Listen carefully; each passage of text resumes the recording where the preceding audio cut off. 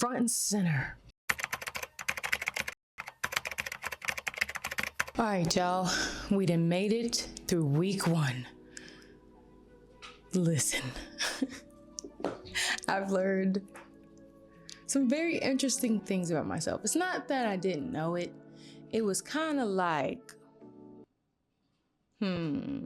So we're at our check-in point, and the type of things that she asks are, how many days this week did you do your morning pages? How was this experience for you? Did you do your artist date this week? What did you do and how did it feel? Were there any issues this week that you consider significant for your recovery? Describe them.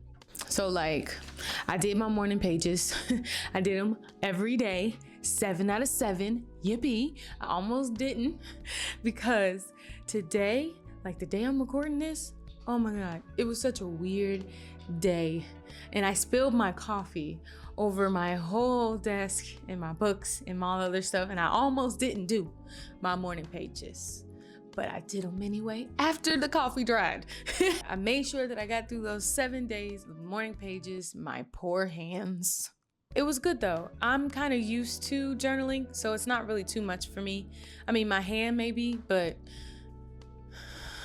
moving into the artist date. So I didn't do my artist date. At least I don't think I did. I'm not sure. I do so much. I'm not sure what I could really label as the artist date, but I need to be more intentional with my brain always going blank. Rewind. So going back to my morning pages, I don't know if y'all can see it from here, but listen. One thing I can say for sure is that it really does empty out your thoughts and leave more space. And you don't really realize how clogged your mind is until you start to write down every thought that you have, and you can be all over the place. And you can be in all these different spots and places, and you might have a lot of things on your mind that shouldn't even be there. It shouldn't even matter.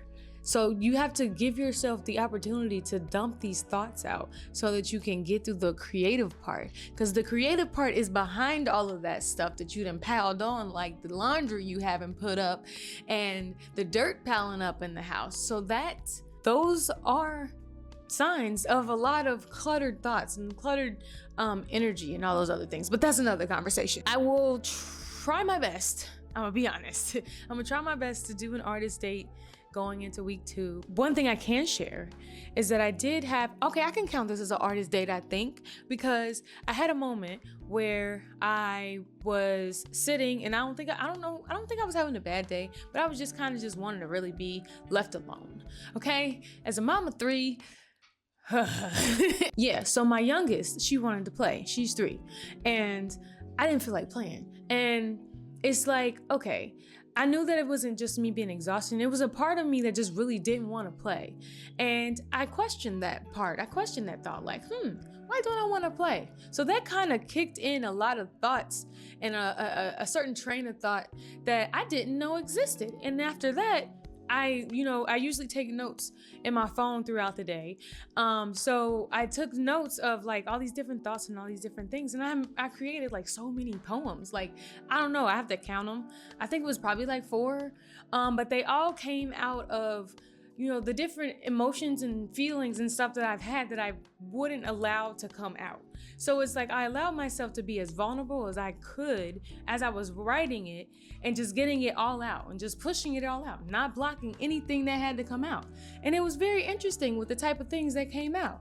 So I learned a lot about myself, and it really kickstarted a lot of emotional walls that I had up that started to dissolve as I started to acknowledge these parts of myself. So that's very interesting. Like, so this is just week 1. What is, like, oh no, stay tuned. The type of, the issues that I dealt with during this process is just acknowledging all these feelings that I was having and really understanding these things, but then also feeling the combat of like, the type of person that those experiences created, and like really understanding that certain things led to certain feelings that you didn't quite understand. So when you get to that point and really understand yourself in that way, it makes things a lot clearer, and you understand why you move the way you do or say the things you say, or participate in the things that you participate in. You got to really think about how your childhood and your inner child really affects your decisions today. For those that were like extremely creative, like we all were creative as kids, but you feel those parts of you, like you used to draw, you used to dance, you used to do all of these creative things, and you think to yourself, where would I be if I nurtured those parts of myself? So that's what I feel like this coursework is getting down to the ground of. What would you be if you followed those creative, intuitive thoughts and feelings instead of suppressing them and making them feel small, and then they come up and you don't know what to do with them? So express them in a creative way. And that's where the best art comes from. That's where masterpiece comes from. It comes from you allowing yourself to be the vulnerable side of yourself, to allow the realest version of yourself to create the best art you possibly could. Think about that. So, I know it's a lot. Okay, one of the tasks that I did, all right, so week 1, she gives tasks. There's a lot of them, but I'll just talk about the ones that I did. Describe below 3 old enemies of your creative self-worth.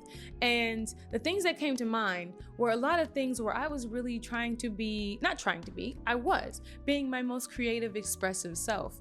And people weren't really receptive to that. And so, instead of sharing with people, it just became my own little fun space. I have time for myself. I sit with myself.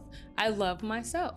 And I get to know myself in different ways that most people that would put limits on creative individuals like myself. One of those was that, with understanding and realizing the uniqueness of myself based on, the people that I grew up around. Another one that I used to sing a lot, and I still like to sing to myself, but I want to find out what happened. Like, I used to sing all the time. I used to sing with my friends and just make little harmonies and things like that, but then I just stopped. And I'm trying to figure out what that was. So yeah, I'm gonna figure that out.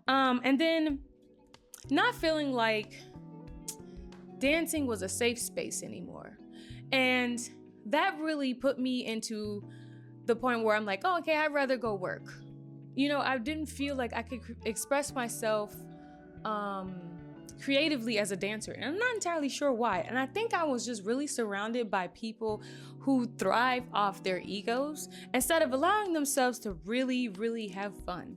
And I think that started to diminish it for me, because I didn't have people around me. I mean, like, everybody around me did love to dance, but nobody really took it as serious as most people would think.